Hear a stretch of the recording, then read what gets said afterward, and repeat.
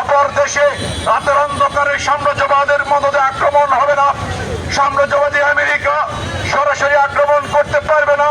সেই ধরনের বিশ্ব নির্মাণের স্বপ্ন আমরা দেখি। সবাইকে আমাদের এই সাম্রাজ্যবাদ বিরোধী আন্দোলনের পক্ষ থেকে সংগ্রামী অভিবাদন জানিয়ে সাম্রাজ্যবাদ স্ত্রীকে কিভাবে সামরিক মহড়া দিয়ে তাকে গ্রেপ্তার করে নিয়ে আপনার ব্রুকলিনের জেলখানায় রেখেছে, আপনারা সেই দেশে যায় সেখানকে ধ্বংস করে দেয়। গণতান্ত্রিক সরকার থাকতে চায় না, জনগণের সরকার তারা চায় না। তারা বিশ্ব মোড়লগিরি করতে গিয়ে দেখা যায় অনেককে হত্যা করেছে, অনেককে ক্ষমতাচ্যুত করেছে, ক্ষমতার বাইরে নিয়ে গেছে।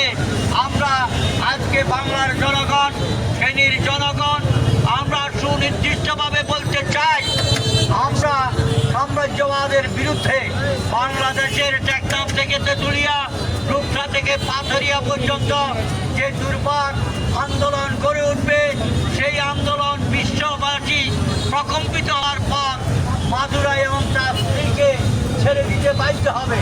অত্যন্ত জনপ্রিয় নেতা মাদুরাই, তাকে আজকে আপনারা দেখেছেন দীর্ঘকাল পর্যন্ত তাকে পরাস্ত করার জন্য অনেক ষড়যন্ত্র করেছে। কোনো ষড়যন্ত্র যখন পারে নাই, তখন তাকে সরাসরিভাবে সামরিক মহড়ার মাধ্যমে করেছে। আমি আজকে বলতে চাই, আমরা বাংলাদেশের জনগণ, জনগণের পক্ষের লোক, তারা ঐক্যবদ্ধ। আজকে সারা দেশে কম বেশি প্রতিবাদ হচ্ছে, সেই প্রতিবাদ আরও জোরালো হবে। এই বক্তব্য রেখে আমার বক্তব্য। মার্কিন যুক্তরাষ্ট্র কি ধরনের দেশ? তারা সারা বিশ্বব্যাপী তারা বিভিন্ন রাষ্ট্রের রাষ্ট্রনেতাদের বিরুদ্ধে তারা বিভিন্নভাবে নিপীড়ন করে, নির্যাতন করে।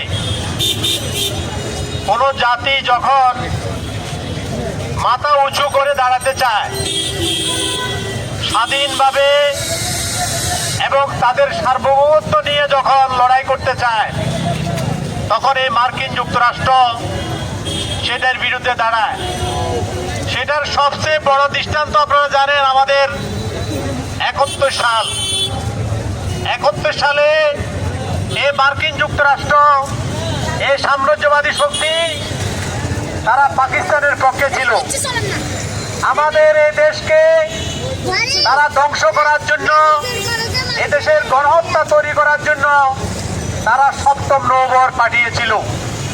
এটা আমাদের দেশের মানুষ প্রত্যক্ষভাবে এটা দেখেছে। আজকে সারা বিশ্বের দেশে দেশেও তারা এইভাবে সাম্রাজ্যবাদী বিভিন্ন কার্যকলাপ করে তারা মানবতা বিরোধী বিভিন্ন কার্যকলাপের সাথে যুক্ত।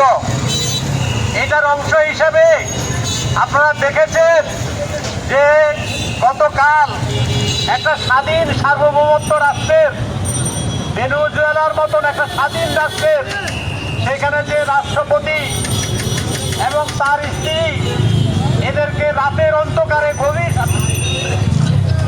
গভীর রাত্রে, যখন সে দেশের মানুষ ঘুমিয়েছিল এবং তারা বিভৎসভাবে, অত্যন্ত জঘন্যভাবে সেদের রাষ্ট্রপতিকে তারা অপারেশন করে তারা আমেরিকাতে নিয়ে যায় এবং তাকে এভাবে নিউ ইয়র্কে নিয়ে গিয়েছে। আপনারা দেখেছেন ছবিটা, কত বিভৎস ছবি।